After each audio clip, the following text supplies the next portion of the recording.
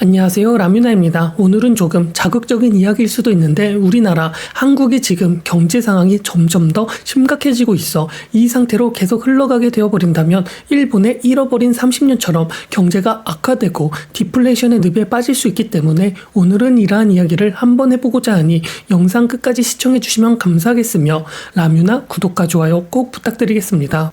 그리고 제가 이번부터 구독 서비스와 유료 댓글 서비스 등을 운영하게 되었으니 영상 내용이 좋거나 라뮤나에게 커피라도 사주시고 싶으시다면 이것도 꼭 참고 부탁드리고 지루하지 않도록 바로 내용 시작해 보도록 하겠습니다. 자, 여러분들은 혹시 일본의 잃어버린 30년을 알고 있으신가요? 지금 일본은 다른 나라들과는 다르게 인플레이션이 아닌 디플레이션의 늪에 빠져 경기 침체 혹은 경기 둔화가 30년째 이어가고 있다고 해도 과언이 아닌 정도였습니다. 그렇게 일본은 1990년 고점을 찍은 후 10년 동안 증시는 무려 80% 가까이 하락을 했으며 회복도 코로나 이후 전 세계적으로 돈을 무척이나 많이 풀었을 때 이러할 때만 회복이 되어 회복만 35년이 소요가 되었고 말이죠.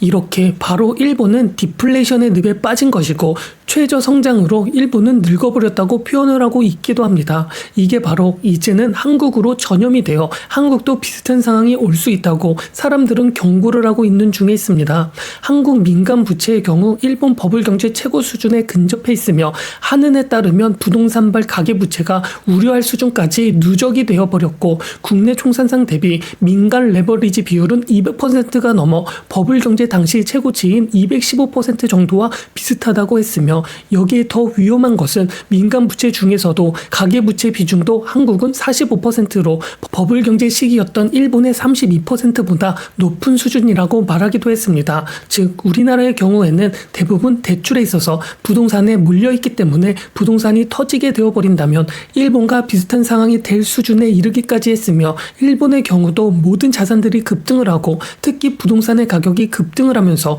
도쿄를 팔게 되면 미국 전체를 매입할 수 있는 수준까지 도달하기도 하였으며 전 세계 시가총액 상위 대부분이 일본 기업을 차지했었을 때가 있기도 하였습니다. 그 후 일본은 자산 가격이 대폭락을 하였고 디플레이션이 찾아오게 되면서 장기적인 침체가 왔고 이것을 회생하고자 일본은 금리를 대폭으로 낮춰 마이너스 금리까지 만들었기는 하였지만 그럼에도 불구하고 일본은 유동성이 시장에 돌지 않아 버렸으며 마이너스 금리는 기업들만 좋은 상황을 만들어 좀비 기업들만 증가를 시켰으며 금융 시스템을 부실하게 만들었고 이러한 상황이 겹치고 겹치면서 청년들은 미래를 바라볼 수 없는 상황까지 놓이게 되어버렸습니다. 이러한 상황이 일본에 왔으며 우리나라는 이러한 것으로부터 안전할까라고 생각을 한다면 우리나라도 일본을 따라가고 있는 중에 있다고 볼 수 있는 상황이 계속적으로 나오고 있는 중에 있습니다. 이러한 것을 증명을 하듯 지금 코로나 이후 오피스텔 공실은 계속적으로 증가를 하고 있으며 이러한 공실의 증가는 비수도권만 속하는 것이 아닌 수도권에도 속하게 되어 강남이나 가로수길도 금융위기 이래 최대로 급등을 하고 있습니다. 지방도 공식률이 역대 최고로 급등을 하고 있는 중에 있습니다. 또 이제는 이전과는 다르게 평생 직장이라는 것도 사라지고 있어 계약직과 파견직이 증가를 하고 있는 추세에 있으며 대기업들의 경우 대량으로 해고를 하면서 비상 경영에 돌입하고 있기도 합니다. 그렇게 지금은 일자리가 많이 부족한 상황이며 구직자 1인당 일자리 수는 한국의 최대 위기라고 불리는 IMF 이후 27년 만에 최저치를 기록을 하고 있기도 하고 말이죠. 이러한 상황이 연출이 되어 버리니 장기간 급여가 동결이 되는 상황도 많이 발생을 하고 있으며 중소기업들은 최저임금과 큰 차이 없이 유지를 하고 있기도 합니다. 급여보다 물가가 더 많이 오른 상황이 계속적으로 지속이 되고 있기도 하고 말이죠. 그리고 지금 사람들이 심각성을 알 수 있는 출산율이 낮은 나라, 다른 나라들이 볼 때에는 우리나라가 정말 심각한 수준이라고 하는 그 바로 출산율이 계속적으로 문제가 되고 있다는 것입니다.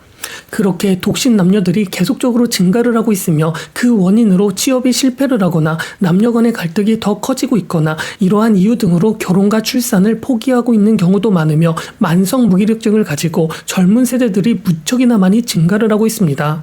지금 제가 말한 출산율이나 남녀 갈등 이러한 문제들은 어떻게 본다면 일본보다 더 심각한 수준까지 이르게 되었고 말이죠. 이러한 것들 지금까지 제가 말한 상황이 전부 복합적으로 생겨버리니 기업들의 경우에는 투자함에 있어서 고용에 있어서 회피를 하고 있고 그렇게 투자를 하는 것이 아닌 보수적인 경영을 선택을 하여 기술력도 한국은 이미 뒤처진 상황에 놓여 있기도 하고 있습니다. 지금 어떻게 보면 혁명이 일어나고 있는 AI에 있어서도 한국은 아무것도 아닌 나라가 되어버렸고 이미 한국은 기술면에서도 중국에게 잠식당하고 있는 상황이기도 할 것입니다. 이렇게 어떻게 보면 우리나라는 이미 저성장이 시작이 되었다고 보는 사람들도 많고 경기 침체가 오는 것은 블랙스완적인 갑작스러운 상황이 아닌 어차피 정해진 운명이라고 해석하는 사람들도 많이 존재를 하고 있습니다. 이러한 것은 한국은행 총재도 비슷하게 말을 했으며 한국 경제 성장률도 계속적으로 낮추어 무려 1%도 안 되는 수준까지 도달을 했으며 우리나라뿐만이 아닌 다른 나라의 전문가들도 우리나라 경제 성장률이 예상보다 더 낮을 것이라고 전망을 하고 있기도 합니다. 그렇다면 우리나라의 지금 같은 상황 과연 돌파구가 없을까요? 이에 다른 나라들의 사례도 한번 참고를 해보면 좋을 듯 싶습니다. 이스라엘이라는 나라는 전쟁과 고립된 경제 상황을 극복을 하기 위하여 기술을 발달을 시켰고 이민 정책과 벤처 사업을 통하여 지금의 이스라엘이라는 나라가 만들어지기도 했습니다.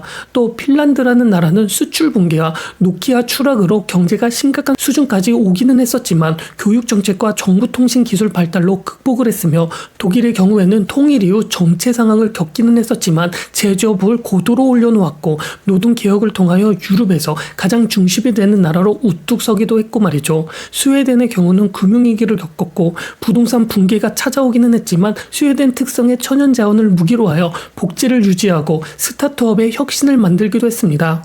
즉 우리나라의 경우도 이렇게 위기를 돌파한 국가들의 공통점처럼 구조개혁에 있어야 지금과 같은 악순환으로 이어지는 상황을 해결할 수 있을 것입니다. 결국은 지금 우리나라의 성장을 가장 많이 했던 제조업으로부터는 이제는 성장 가능성을 점차적으로 줄어들고 있다는 것을 깨달아야 하며 지금 현 경제 상황이 우리나라뿐만이 아니라 미국만 보아도 증시는 고점을 달리고 있는 상황이기는 하지만 세부 내용을 본다면 제조업은 거의 박살이 난 상황임을 알 수 있을 것입니다. 그렇게 제조업으로는 더 이상 경제 성장에 있어서 구조개혁 정도의 혁신까지로는 볼 수 없고 수출 중심에 있어서도 도전이 필요한 시기일 것입니다.